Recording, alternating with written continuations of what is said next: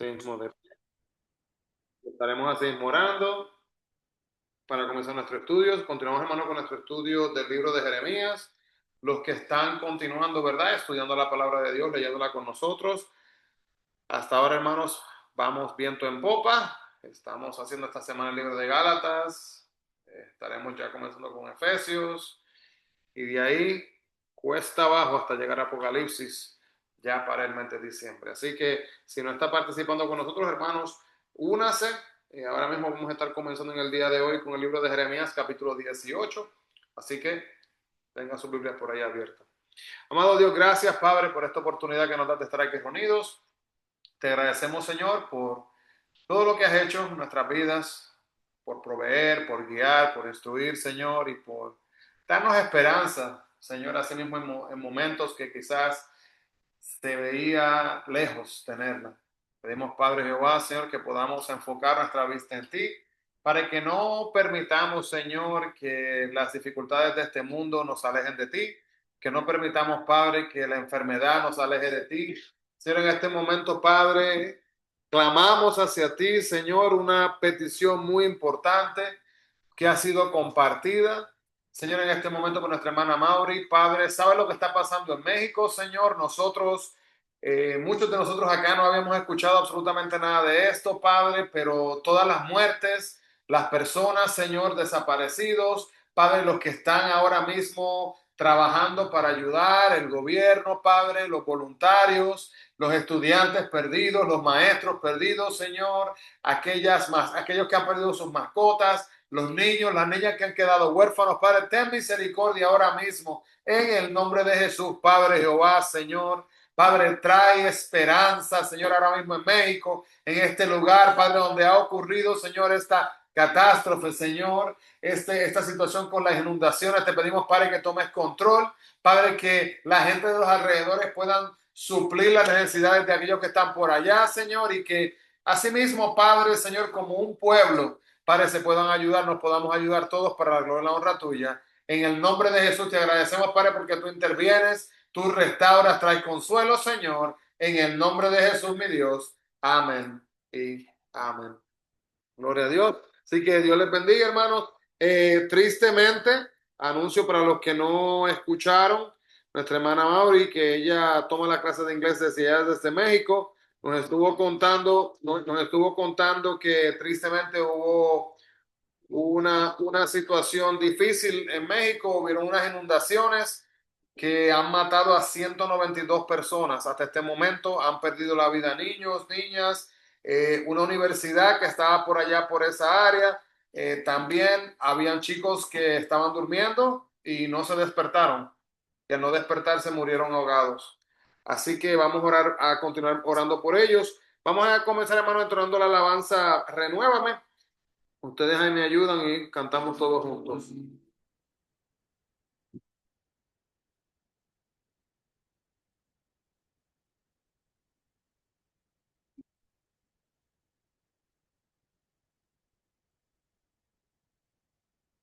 Renuévame,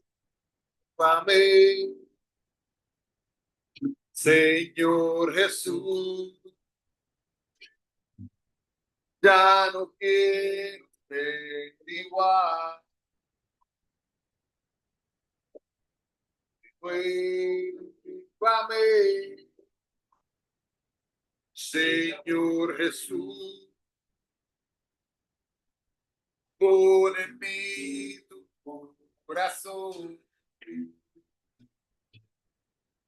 porque todo lo que hay dentro de mí necesita ser cambiado, sí, porque todo lo que hay dentro de mi corazón necesita más de ti. Santo, mi Dios, te adoramos y te agradecemos, Padre. Gracias, Padre, por tu misericordia y por tu cobertura, mi Dios. Amén. Renuévame,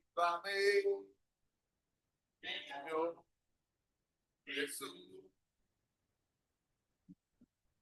Ya no quiero ser igual.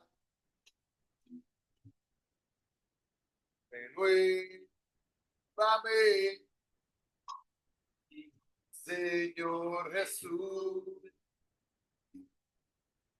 Pon en mí tu corazón, porque todo lo que hay dentro de mí necesita ser cambiado, Señor. Porque todo lo que hay dentro de mi corazón oh, necesita más de ti.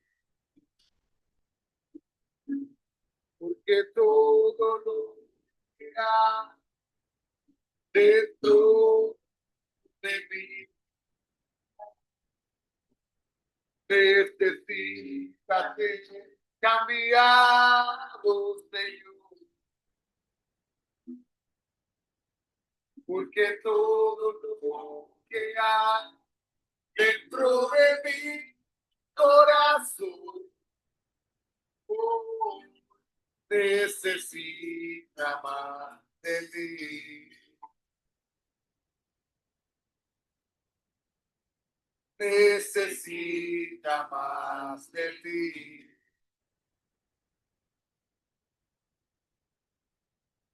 Necesita más de ti. Gracias, Jehová, Señor, te adoramos. Gloria a Dios, hermano, pueden así mismo tomar asiento. Dios es fiel. Necesitamos más de él. Amén. Así que, te bendiga. Ahora sí. Que pueden tomar asiento, hermanos. Continuamos entonces nuestro estudio, ¿verdad? Acá del libro de Jeremías.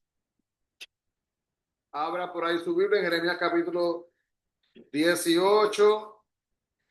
Le cuento, hermanos, que me sentí esta semana, me sentí como Jeremías. Me sentí como el profeta llorón. Mauri contándome lo que pasó en México, para los que no escucharon. Um, déjeme, déjeme le cuento. Esa es la cosa, Wilson. Esa es la cosa que hace que sea un poco más pesado porque nosotros no escuchamos nada de por acá. Mire ahora mismo, miren, ahí me está mandando videos, Mauri. Yo se los muestro ahora en un ratito. Pero mire lo que pasó. Dice la inundación.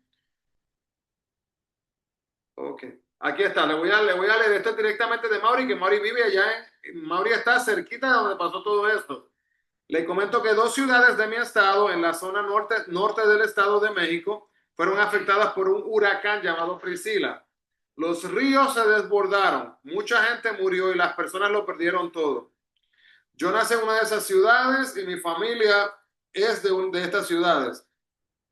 Mi familia está bien, gracias a Dios, pero le pido oración por todos aquellos que sufren esta desgracia. Ahora mismo, esta catástrofe fue en Poza Rica y Álamo, Veracruz. Necesitan mucha ayuda, que vamos a orar para que Dios les ayude en esta terrible situación. Compartí anteriormente, pero comparto para los que se unen con nosotros ahora que no escucharon esto. Hermanos, literalmente, estas personas allá en México, ellos perdieron, había una universidad y los que estaban en la universidad, muchos estaban durmiendo cuando vino y murieron ahogados. El que se despertó, quizás se pudo salir, los que pudieron agarrar, se han muerto muchas mascotas también. Y una cosa, hermano, que uno jamás quiere escuchar, pero y aquí digo que me sentí así como el profeta Jeremías, como con una aflicción, una angustia por dentro, como si fuera la nación de uno, como si fuera familia de uno. Dice que hay un olor a muerte.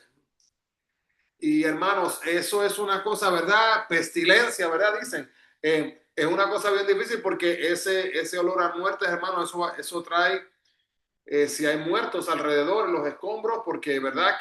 El agua se va y quedan entonces cuerpos entre la tierra, los escombros y todo eso. ¿Y qué termina pasando? Pueden venir infecciones, bacterias, virus, y entonces gente que quizás no fue afectada puede terminar siendo afectada por estas otras cosas. Las secuelas, si el agua se infecta, también se contamina el agua, ¿verdad? Con la contaminación y gran problema. Así que, hermanos, tenemos que verdaderamente orar mucho por México.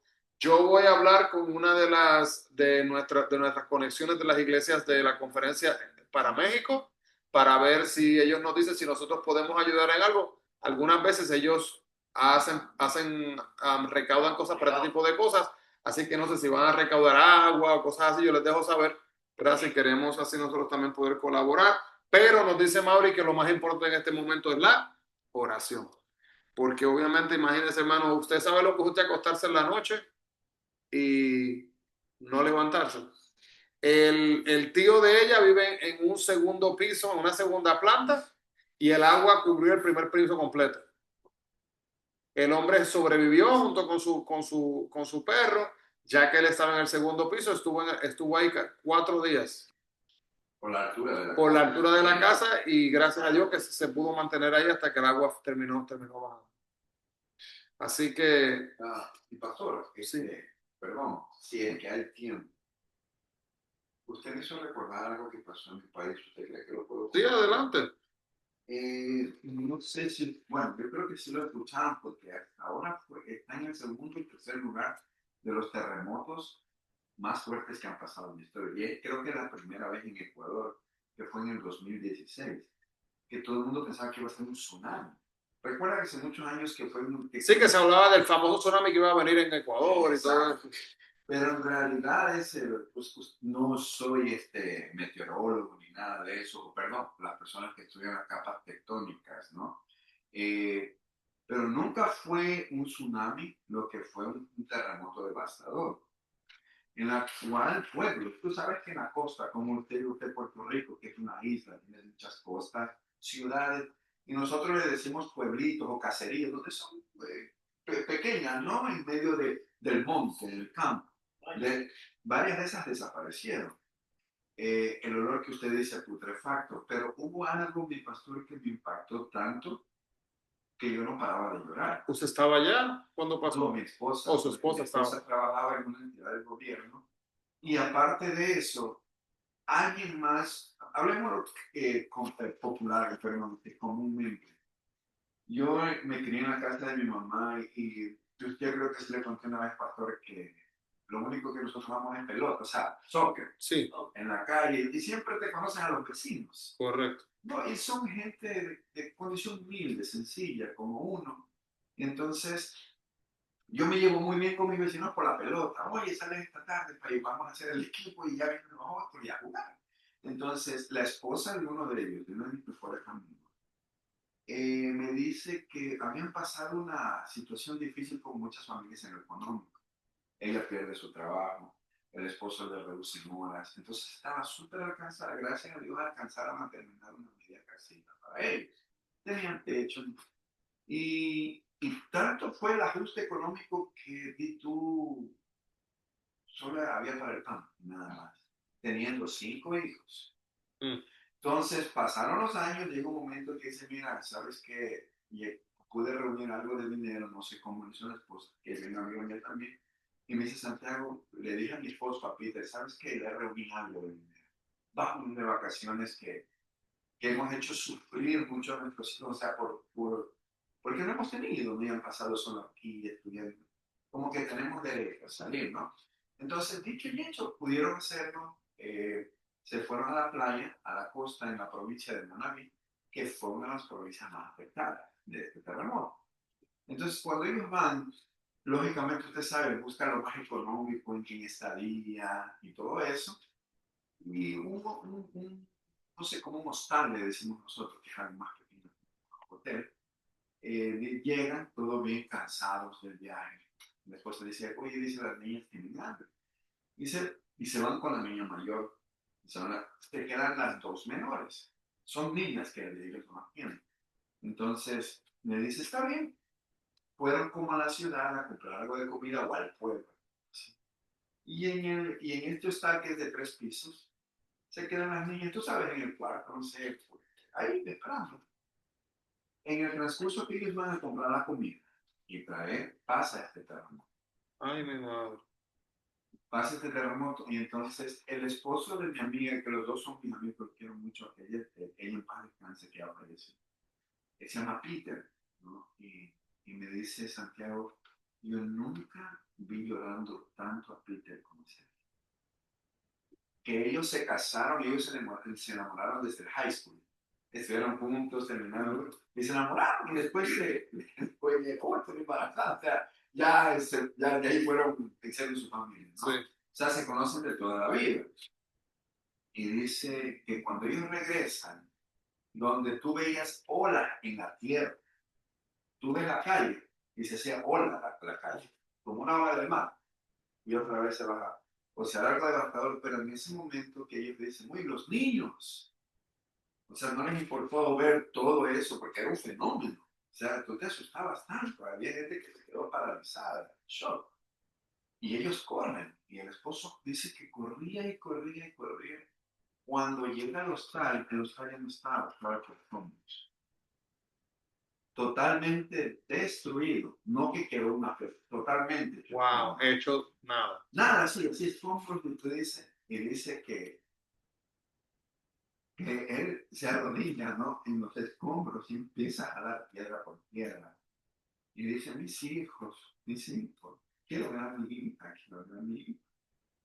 Y él sigue y dice, y me decía Santiago, dice, las manos me empezaron a sangrar, porque hay rocas que tienen fierro, tú sabes, la construcción, porque es concreto, pues, ¿no? Y dice que él seguía metiendo las manos y seguía con las manos, a él no sentía dolor. Arrodillado y seguía, mis hijos, decía, Padre mío, mis hijos, y seguía abriendo la ropa. Hasta que, por eso, qué maravilloso que es Dios. En el cuarto de las niñas, eran, no sé si ustedes me entienden cuando digo literas, Sí, la cama. y una de las niñas se queda durmiendo arriba, en la litera de arriba, y la otra niña abajo. No se cansaron. Cuando pasa todo esto, la litera de arriba cae, pero así, una parte, y la otra parte se queda arriba. La niña que está arriba se aflojaron las tablitas, no sé qué, y cae, pero solo las tablas se desarman y cae la niña. El marco de la litera de arriba queda como protección y les cae una roca, pero el frame de la litera de arriba sostiene. Y la niña cae encima de la otra, ¿no? Como abrazadita. Una casita de campaña casi. Sí. Y que ala, y él yo hago lo que quieras. Y yo le resumo el cuento, pero él dice que pasaron horas y él seguía. Y la gente no había cansado, no. Él seguía, o sea, él podía haber muerto desahuciado, pero él seguía. Él seguía, y en una que alguien cayó en una roca, como que escuchan el llanto, y muere una roca, y están las dos niñas como en un nido, con un montón de polvo y de las piernas, de todo, pero ay, como asustadas. Y, y dice que en ese momento, no sé, o sea, él decir, fue así hubo felicidad, la palabra felicidad fue pobre. Él dice, ahí nos dimos cuenta que Dios, cuando, cuando tú eres leal a Él, puede pasar cualquier cosa, pero Él te va a cubrir. Y eso le quería contar, mi padre. Me hizo acuerdo cuando usted dijo el olor a muerte, porque haciéndole un paréntesis, mi esposa también, ella estaba ejerciendo, que le dicen diapers, pero allá también les toca ir a las familias en el campo, que chequeando si las familias, si los niños están estudiando, muchos no los llevan a la escuela, sino que los dejan ir trabajando. Y este organismo del gobierno tiene que revisar si hey, tus niños están estudiando, dejando mérito. Entonces, cuando ellos iban para estos lugares, decían que en muchos pueblitos había como un hueco grande, se lo había tragado a la tierra. si había unas 20, 30 casas y ni siquiera había escombros. Ya no estaba ni siquiera la tierra, se había convertido. Sí. Y ahí en ese momento venía todo el dolor de ustedes. Mm. Así que toda esta tristeza, hermano, que estamos hablando, todas estas situaciones difíciles, ¿verdad? Literalmente se conectan con este libro. Hablando, ¿verdad?, de todo el sufrimiento y lo que le esperaba al pueblo de Israel por su pecado. Y ¿verdad? En este caso, ¿verdad? Hablamos de estas situaciones tristes. Um, si miramos acá, no sé cuántos se acuerdan, el capítulo 18 y 19 de Jeremías habla aquí sobre lo que es la señal del alfarero y el barro. Pero quería tomar un momentito rapidito. Bueno, vamos a mirarlo primero y después entonces lo desglosamos. Dice el versículo 3 y 4 del capítulo 18, dice así: y descendí a casa del alfarero, y he aquí que él trabajaba sobre la rueda. Y la vasija de barro que él hacía se echó a perder en su mano, y volvió y la hizo otra vasija según le pareció mejor hacerla. Así que no sé cuántos de ustedes saben cómo funciona esta cosa con lo de el alfarero. ¿Han visto alguna vez en persona? Pero han visto la rueda. Sí. Así que prácticamente vamos a decir que este es el piso. Entonces vamos a decir que aquí está, vamos a decir algo tipo así. Entonces aquí hay como una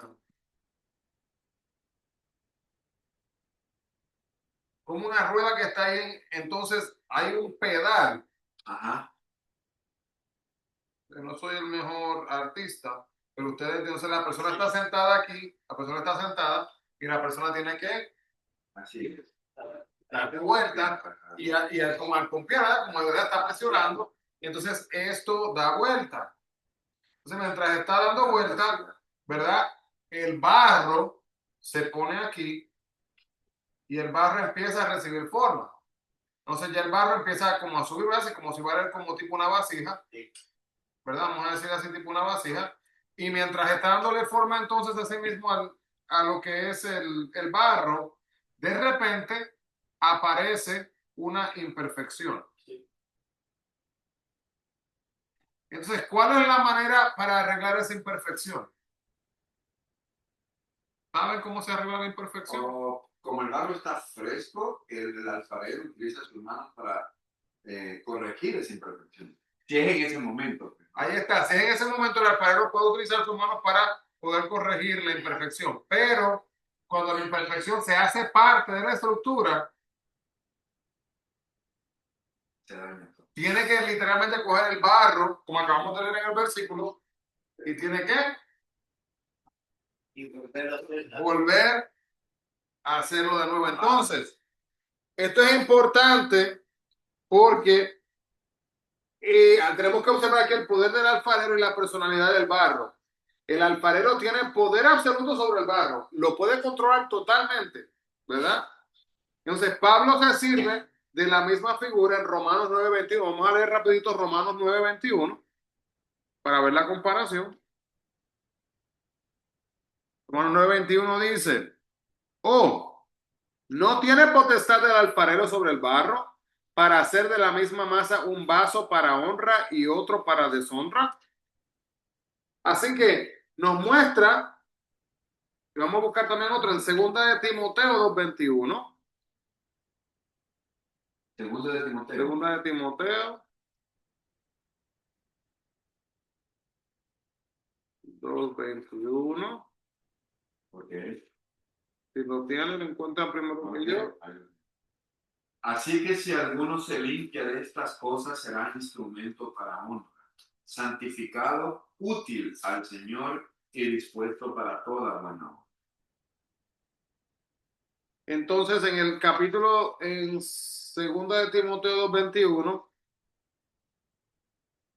ese fue el que usted leyó, ¿verdad? Sí. Sí.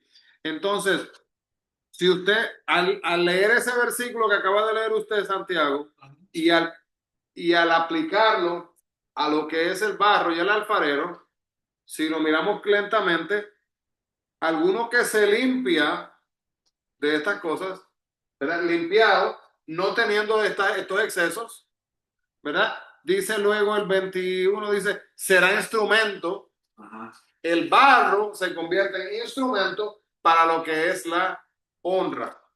Ahora, es interesante, importante ver que el alfarero tiene el poder sobre el barro, pero habiendo dicho eso, hermano, nosotros a veces no entendemos verdaderamente el mensaje que nos está dando Dios con esta ilustración, no solo de la profecía, sino las otras veces que la Biblia lo dice. No sé si han escuchado esa alabanza que dice, el alfarero está en la rueda, ¿verdad? Y luego dice que Él le dará forma. Y luego habla de Cristo, que Él habitará, ¿verdad? En medio de este proceso. Pero hermanos, ¿qué pasa? ¿A quién de nosotros nos gusta que nos estén moldeando? ¿A quién de nosotros aquí, todos los que estamos aquí, estamos casados? ¿A quién de nosotros nos gusta, Wilson, que te prepara y te pone lo más guapo? Coge la ropa que mejor te gusta. Y viene tu esposa y te dice, y yo no sé si Sandra hace esto, pero yo lo digo, ¿verdad? Que algunas veces dice, pero no te puedes poner esos colores porque vas a chocar con lo que yo tengo puesto. Y ya Wilson listo, ¿verdad? O, pues, no lo digo como crítica, para la realidad. Son dos personas humanas. Estamos hablando hombre y mujer, me ha pasado a mí con mi esposa, pero ya he aprendido. Y a veces, ¿verdad? Con mi esposa vamos a ir a algún lugar a veces. ¿Qué te vas a poner? ¿Colores claros o colores oscuros? Y ya, ¿verdad? Como que uno trata un poquito más, ¿verdad? A través de la comunicación. Pero uso el matrimonio como un ejemplo que a veces, por amor, decía este comediante cristiano, decía, yo aprendí cuando me casé con la mejor mujer del mundo, que habían tantas cosas que yo no sabía, decía él bromeando. Y entonces yo me puse curioso, ¿pero qué está hablando?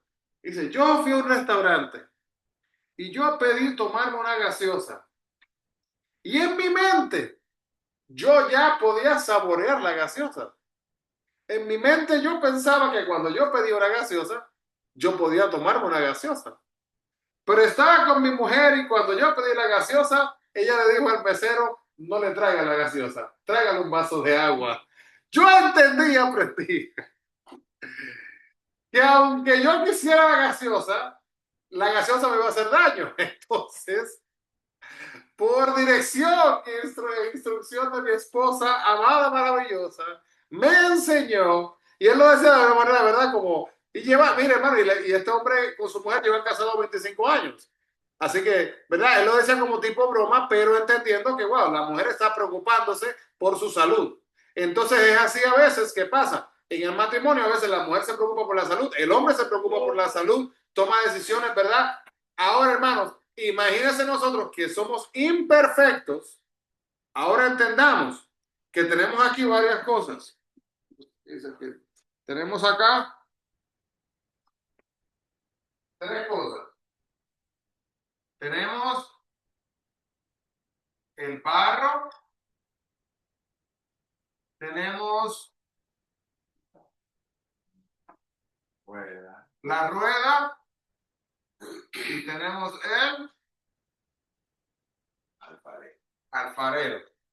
Entonces, cuando vemos esto acá, estamos viendo, hermanos, que los tres rasgos notables son estos. La personalidad del alfarero y el poder del barro, es importante verlo. El hombre es diferente al barro. A él les da una voluntad. Fíjense, el barro no se pone a pelear con el alfarero. El barro solamente se queda.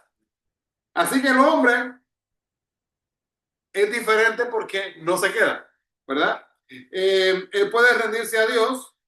El alfarero no es arbitrario ni vindicativo. Se acuerda de que somos polvo, como dice el Salmo 103, versículo 14.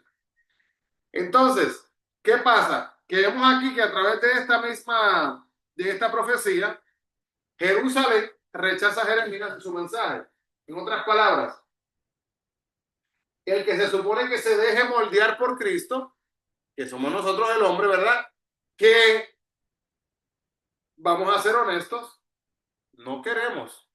Porque mire, hermanos, qué cosa, el ejemplo que acabé de dar de la mujer y la gaseosa Dice cualquiera, pero que se tomó una gaseosa, que se tomó eso no es nada. Pero hermano, este hombre se tomaba todos los días, se tomaba casi 2 litros de gaseosa. Entonces, ¿verdad? Ya se está haciendo gran daño. Entonces, la esposa entendiendo esto, ¿verdad? Está tratando de ayudarlo y él, escuche esto, él en un momento dado, él elige aceptar la ayuda y su salud mejoró. Nosotros, cuando estamos dispuestos a hacer barro, dejamos que el alfarero, que es Cristo, nos dé vuelta en la rueda. La rueda representa las circunstancias de la vida y mientras nos está dando vueltas, eso es lo que está haciendo. Bueno, cuando nada está bien, ¡bra! Volver de nuevo y duele a veces. No se siente bien. Me pasó hablando metafóricamente. Metafóricamente. Sobre este mensaje, cuando usted hace el movimiento, en mi caso, es cuando yo paso por esas situaciones tan tensas, tan duras, que a veces quiere salir el instinto de uno, de la carne, de gritar y mandar a todos, dijo un amigo, a la punta más alta de una montaña, por decir otra cosa. Pero ahí viene esa tensión y el poder de la decisión, porque Dios nos ama tanto que te deja decidir. Si tú quieres, explótalo. Si tú quieres, quieres el camino de Jesucristo, que es más pequeño, ¿verdad?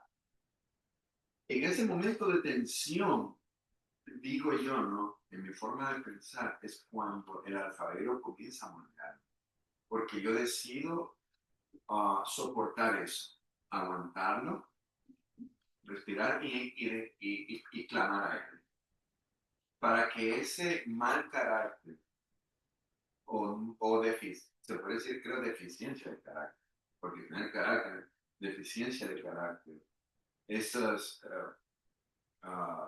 patrones de conducta malos que uno tiene, pues tratar de dejarlos de la raíz. Entonces, todas esas situaciones fuertes, en mi caso personal, con mi hija, en especial con mi esposa, por X cosas como lo que usted dijo, hasta cuando te dicen, oye, pero vamos a salir, ¿por qué te pones eso? Yo bien vestido, ya estoy, pero feliz, me peiné, que cámbiate todo eso, pero lo más triste de todo es que yo le digo, quisiera en algún momento de que me diga, ¿sabes qué, esposo? Que eso no se debe aquí. Yo creo que esto de aquí podría ser. O sea, tratar, pero ¿sabe qué? Buscarle el lado amable. Exacto. Pero ¿sabe qué, pastor? Yo empecé con ese mal. Yo fui porque yo dije, oye, te vas a poner eso, tienes que ponerte esto, mejor. O sea, por mi cultura machista, porque el hombre es el que manda, porque soy el macho, el cabeza, el líder, no sé, pues tiene que hacerse como Dios te ve, como supuestamente. Pero después que este cambio, ¿no? En la familia, en uno como cabeza tiene que empezar hablando de mi situación y para cambiar, como lo del alfarero, también hay que empezar a sembrar el amor de Cristo. Pero para sembrar el amor de Cristo tenemos que forjarnos nosotros. Tenemos que forjarnos. Y ahí está la cosa, literalmente estar dispuestos a no ser barro peleador. Porque queremos, ¿verdad? El barro es literalmente nada más el barro. El barro no está ahí peleando, luchando. El barro, dice el alfarero, izquierda es izquierda. Te presiono, te presiono y de ahí va. Pero lo más triste es que, como usted dice, si así uno quiere hacer un barro peleador, es más triste porque, ¿no? O sea, entre más pelees, más te van ahí está. hacer tortilla. Ese es el punto que a veces pasamos por alto. A veces mientras uno más pelea sin darse cuenta, porque saque cuenta, la meta del alfarero es lograr, ¿verdad? Que esta base, que esta creación quede bien, ¿verdad? Sea de bendición, que esa vasija sea bonita y que tenga una función. Porque imagínese, hermano, que usted hace vamos a decir, hace una vasija o hace algo para poner flores y tiene un hueco abajo. Te van a morir las flores, porque, ¿verdad? Se hace un plato ¿verdad? Y ese plato, esa vasija que acaba de hacer, está quebrada en el medio y mientras está comiendo, se le vaya a cortar usted mismo a agarrar. Entonces, es, ¿verdad? Un simbolismo que estamos mirando, pero es un simbolismo verdadero, porque lo que pasa, hermanos, es esto, que tenemos que estar literalmente, recordando, tenemos que ser en un momento dado como el barro. ¿Y sabe lo que el barro no es? El barro no es orgulloso. El barro entiende que es tierra, literalmente. Yo no sé, Santiago, en su país, no sé si Wilson experimentó esto, ¿verdad? Yo nací, me crié en Puerto Rico y yo recuerdo cuando nos hablaban de los taínos. Y recuerdo que nos hablaron de lo que era el barro. Y recuerdo que nos enseñaron lo que era el barro, hermano. Y yo como niño, solamente, mire, hasta alegría me trae el recuerdo.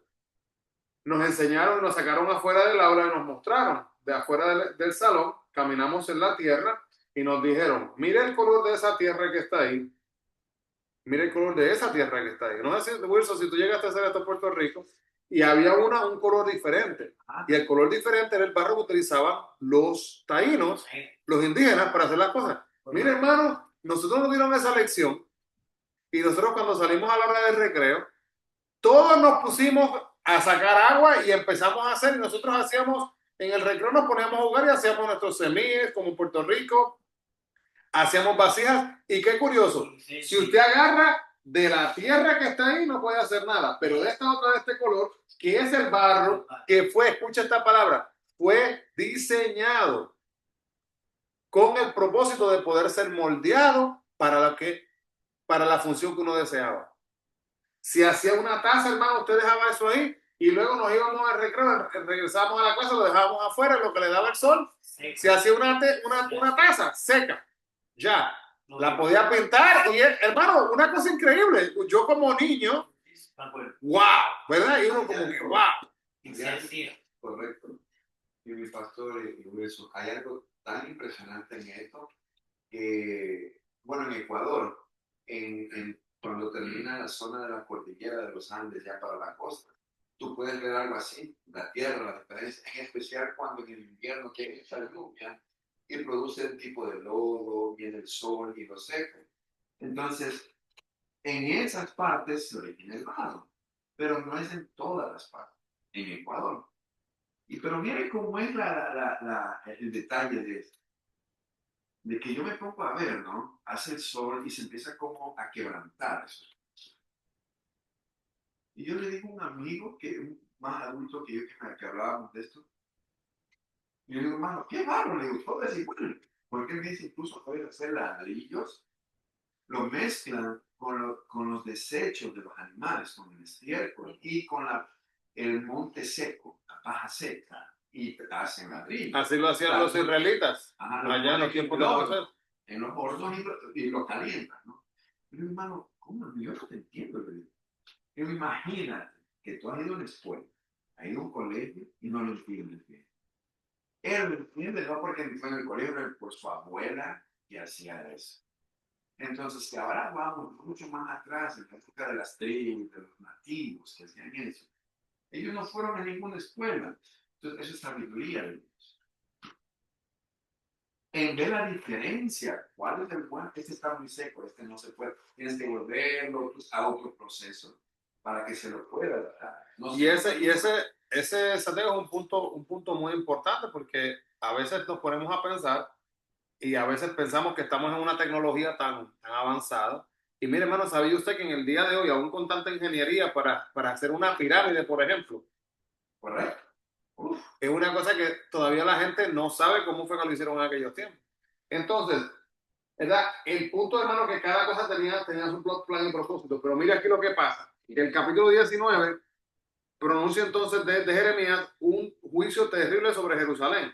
¿Y por qué es que iba a hacer este juicio? Porque el barro, queriendo representar a Israel, se había resistido a la mano del alfarero.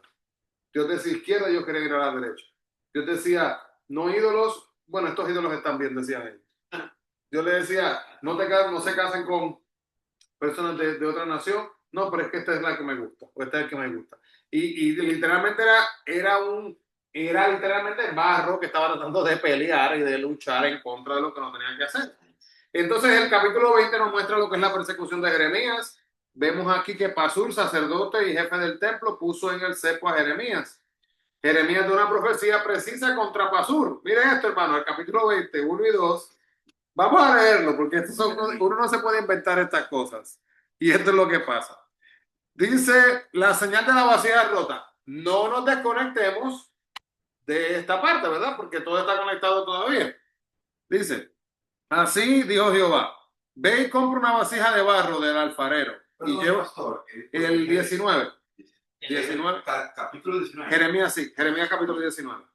Así dice Jehová, ve y compra una vasija de barro del alfarero y lleva contigo de los ancianos del pueblo y de los ancianos de los sacerdotes. Y saldrás al valle del hijo de Hinnom, que está a la entrada de la puerta oriental, y proclamarás allí las palabras que yo te hablaré. Dirás pues, oíd palabra de Jehová, oh reyes de Judá y moradores de Jerusalén.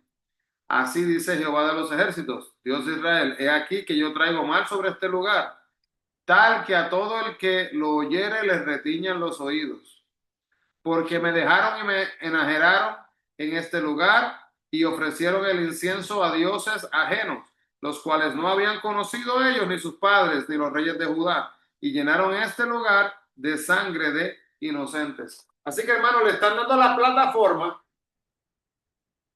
Y entonces cuando se pone a presentar el mensaje, es un mensaje fatalista. Imagínese usted en su cumpleaños y que le pase el micrófono para que alguien venga, diga unas palabras aquí unas palabras para el cumpleañero y que las palabras sean, bueno, por pecador va a morir. Imagínense, ¿verdad? Hermano, prácticamente está aquí, la gente está atenta para escuchar este mensaje de que iba a terminar en un juicio terrible. Entonces, por cuanto el mensaje quebrantaba el corazón de Jeremías en el versículo 9 del capítulo 19, y porque había traído a él la persecución de los príncipes religiosos, quiere renunciar. Sin embargo, él descubre que no puede, porque la palabra de Dios está en la misma fibra de su ser. Capítulo 14 al 18 del capítulo 19.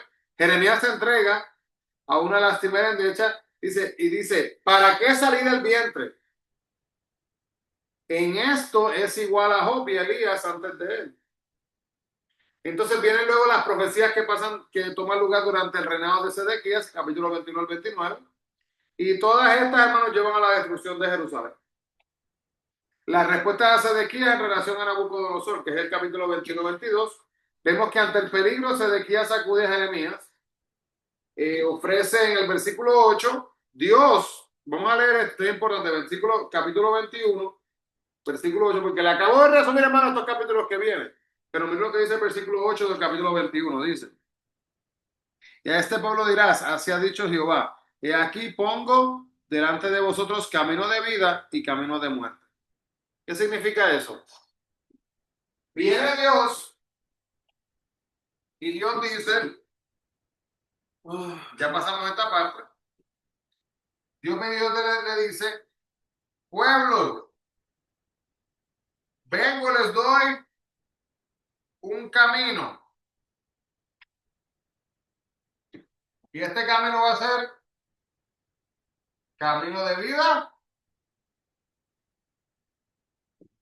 o camino de muerte. Así que vamos a decir aquí muerte.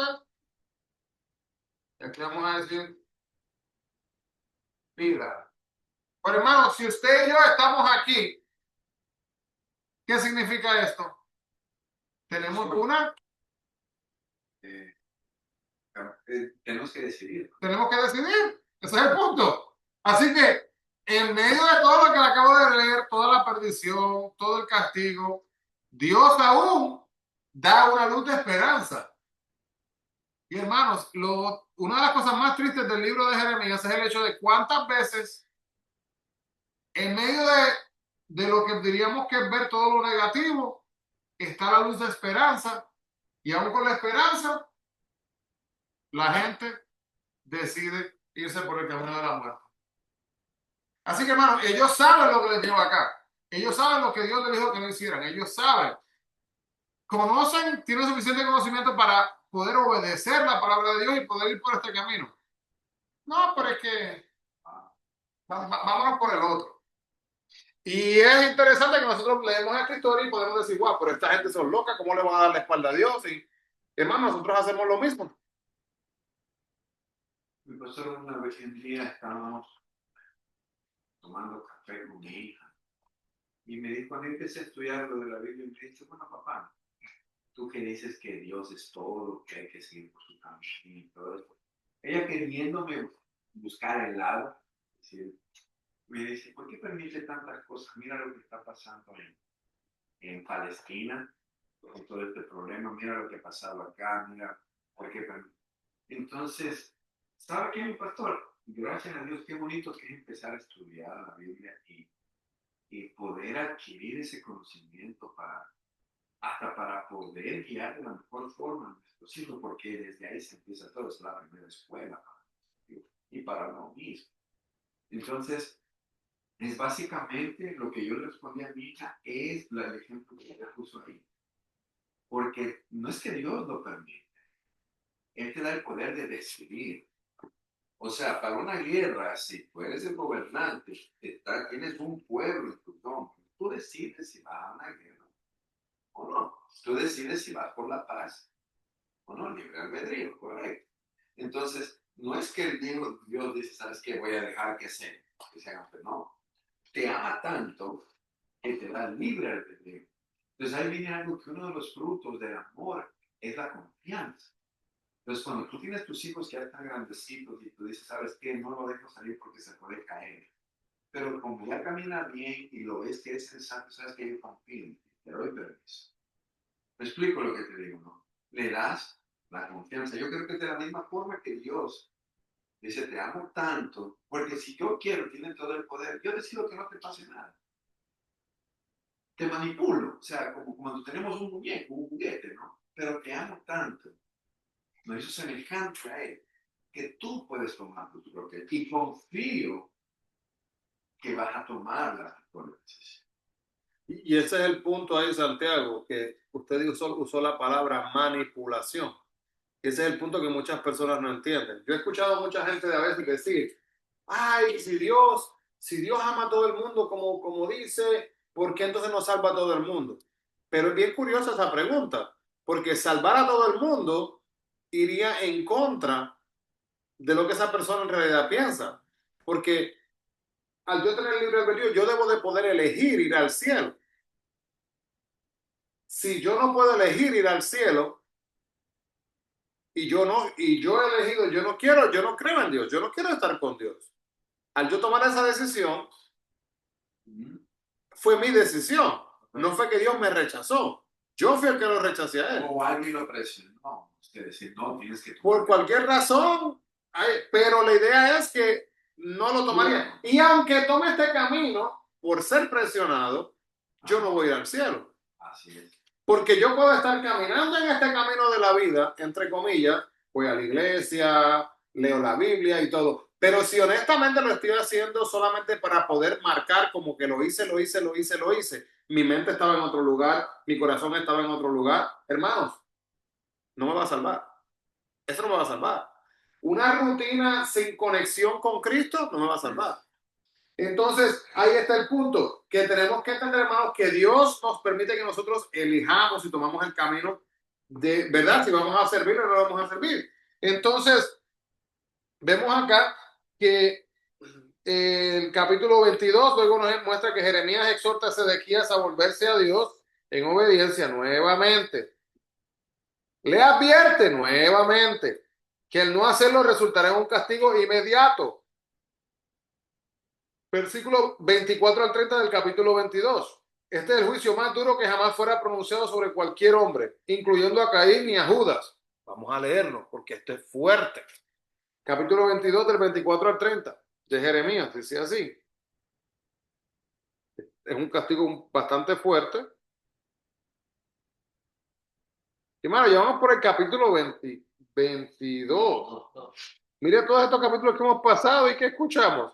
Fatalismo por todos lados. Escuchamos, ¿verdad? Que esta gente no quiere regresar, ¿verdad? No quieren ceder, no quieren entregarse a Dios. Dice, capítulo 22 de 24 al 30, dice, vivo yo, dice Jehová, que si Conías, hijo de Joacim, rey de Judá, fuera anillo en mi mano derecha, aún de allí te arrancaría. Mira el comienzo nada más, diciendo que si fuera mi anillo, aunque es mi anillo, lo voy a arrancar. No lo voy a sacar, lo voy a arrancar. Así que ya estamos empezando, mire eso. 25. Te entregaré en mano de los que buscan tu vida y en mano de aquellos cuya vista temes. Si en mano de Nabucodonosor, rey de Babilonia, y en mano de los caldeos, te haré llevar a cautivo a ti y a tu madre que te dio a luz, a tierra ajena en que no naciste, y allí y allá moriréis.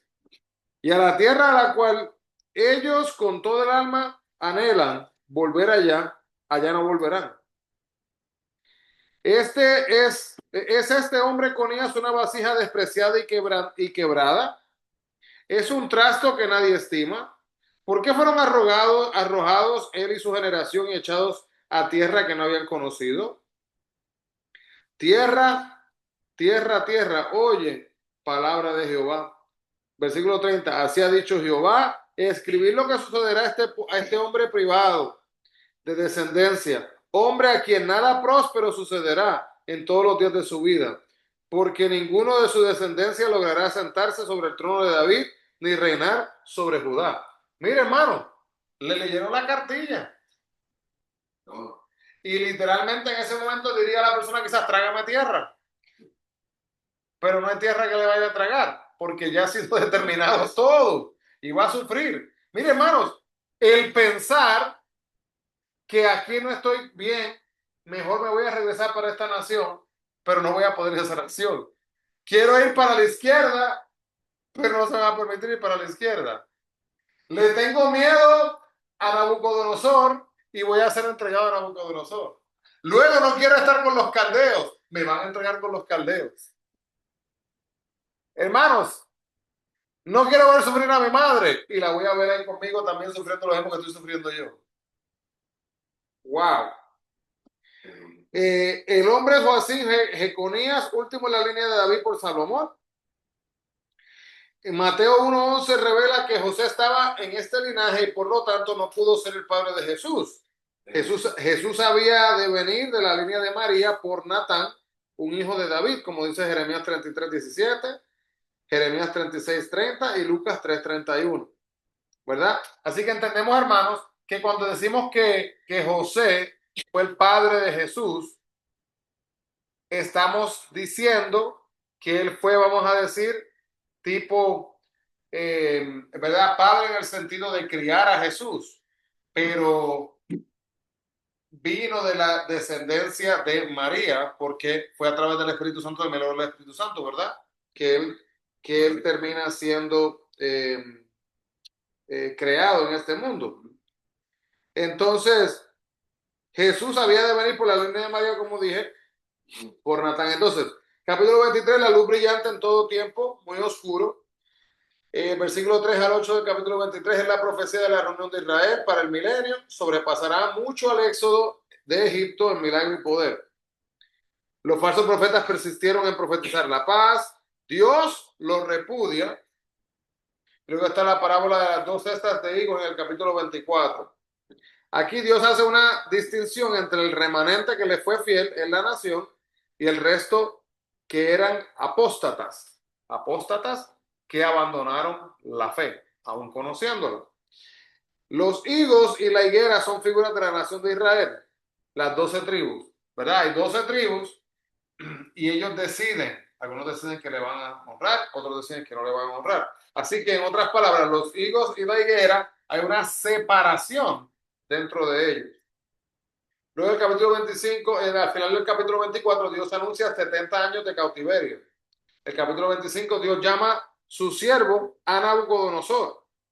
Y aquí entonces en el versículo 11 del capítulo 25 podemos ver cómo es que se describen estos 70 años del cautiverio babilónico. Como decía Segunda de Crónicas 36:21 y Daniel 9:2. Y Jeremías, hermano, del versículo 15 al 26 del capítulo 25, concluye la profecía tomando la conocida figura de la copa de la ira de Dios. Estas son las copas de ira en Apocalipsis 15 y 16, que habla la palabra en Apocalipsis, que conducen al juicio final de las dos Babilonias. Recuerden, hermano, que cuando escuchamos la palabra Babilonia, estamos escuchando algo no bueno, ¿verdad? Babilonia de tal manera, hermanos, que totalmente destrozada en algún momento iba a llegar eso en un momento. Pero, hermanos, para que entendamos, cuando escuchamos, bueno, creo que hasta aquí no lo podemos hacer. Cuando escuchamos la palabra Babilonia, Es igual a eso. prácticamente estamos acá. Entonces, ahora en este momento, hermanos, cuando ellos son entregados a Babilonia, Ya están condenados.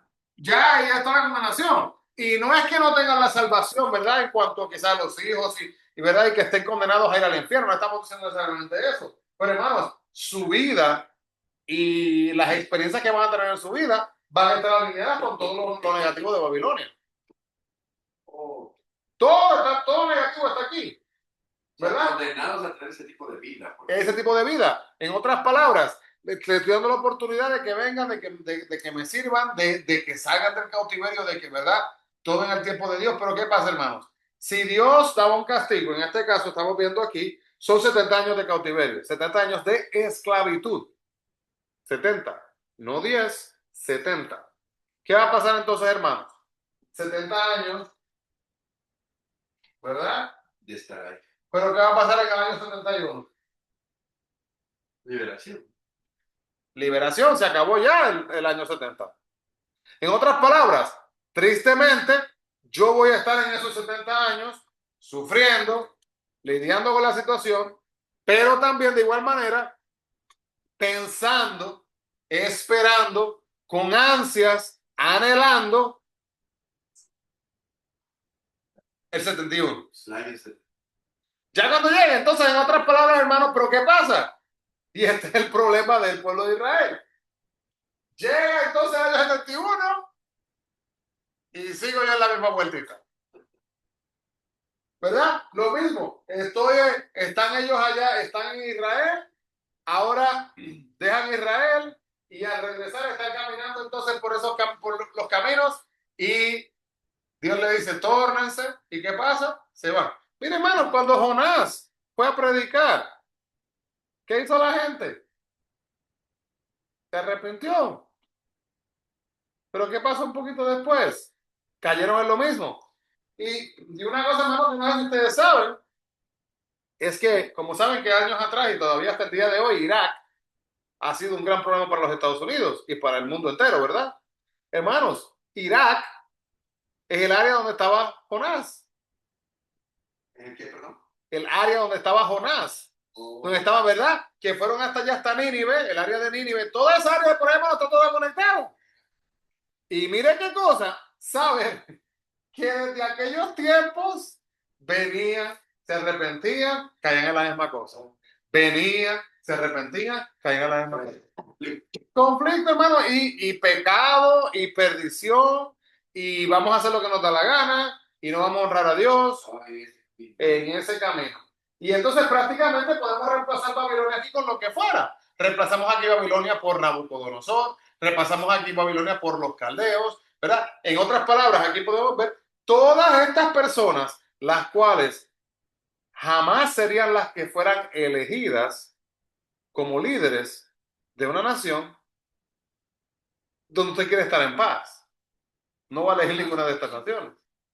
Porque ellos lo que van a hacer es cautiverio. Le van literalmente a esclavizar, ¿verdad? A buscar hacer daño. Entonces,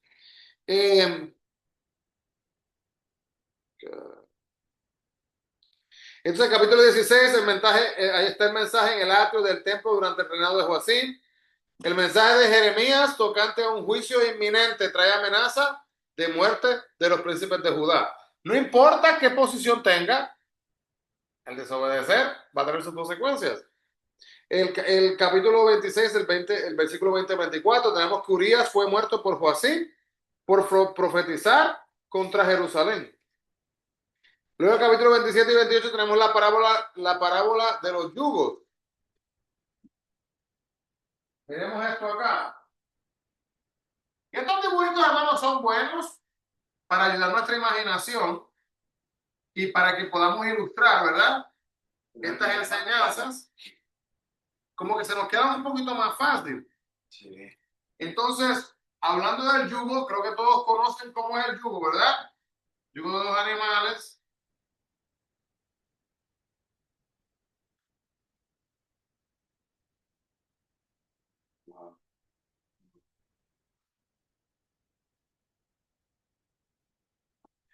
Entonces, este es el yugo.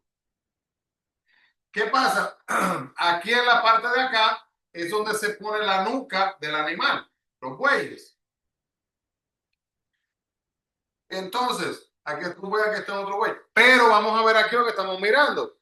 Aquí está hablando la parábola de los yugos del capítulo 27 y 28. Tenemos que el yugo de Babilonia será puesto en las naciones circunvecinas por Nabucodonosor, rey de Babilonia.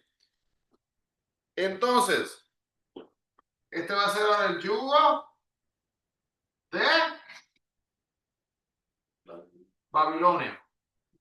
Así que si yo soy una de las ciudades circunvecinas, estoy por esa área, me tengo que preparar porque lo que voy a tener sobre mí va a ser pura candela, como digo en Puerto Rico. Va a ser malo. Va a ser malo y tenemos aquí malo y va a terminar siendo acá peor que malo. Entonces, gran problema. Entonces, el capítulo 28, el yugo de Babilonia será quebrantado e Israel regresará. En el capítulo 28, un poquito de esperanza nuevamente. ¿Verdad? Va a ser quebrantado y al ser quebrantado ya no hay más Babilonia, sino que entonces tenemos a Israel. No con un yugo, sino con una relación con Dios. Ya podemos seguir haciendo la conexión que Israel sería entonces el barro, ¿verdad? Que se deja trabajar en las manos del alfarero, que asimismo es Cristo.